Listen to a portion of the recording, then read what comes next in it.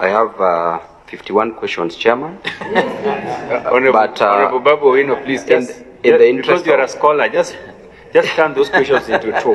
Thank you, Chairman. In the interest of time, then I will only ask 7, which is a number of completion or perfection. And you did say that that revolution led to destruction of food crops. Is there any maize that any Gen Z stepped on, Bwana PS? Number 2, Bwana PS, you talked about the inflation rate, which has declined to 4.1.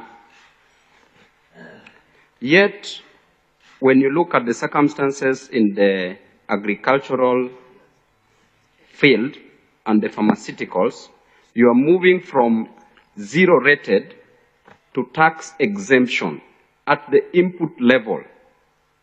Don't you think that you're going to increase inflation further because the consumer or the retailer is going to bear these costs when the cost of food substance or the pharmaceuticals products are going to increase? Don't you think that this is going to lead to high cost of living and burdening Kenyans further, now that high cost of living is an issue of concern, the first issue of concern to Kenyans? Number 3, you did project your revenue for the financial year 25-26 in the current budget to be approximately around 3.3 trillion. Yet the highest that you've ever collected, ever, is around 2.4 trillion.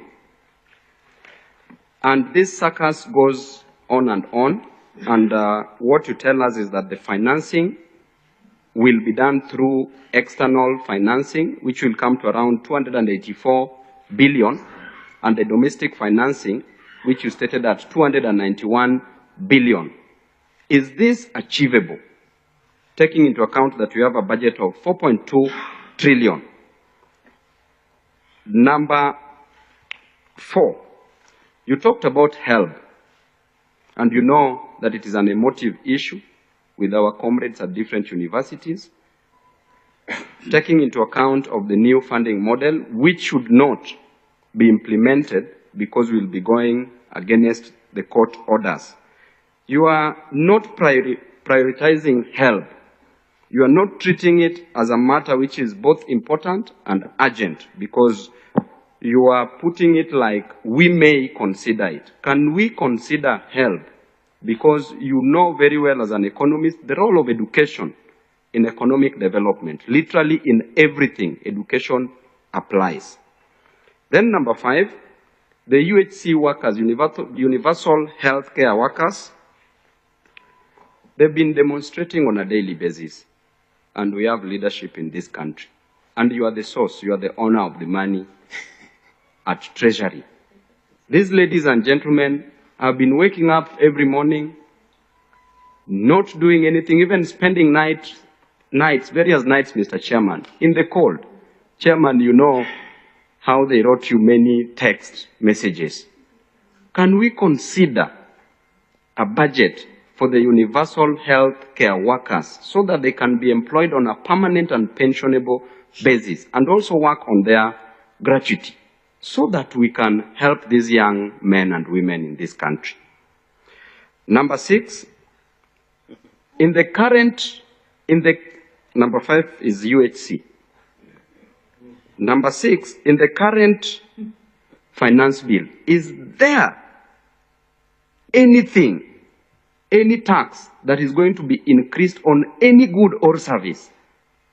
Because you've been smelling whispers around that the Gen Zs are coming back. Should there be any tax increment?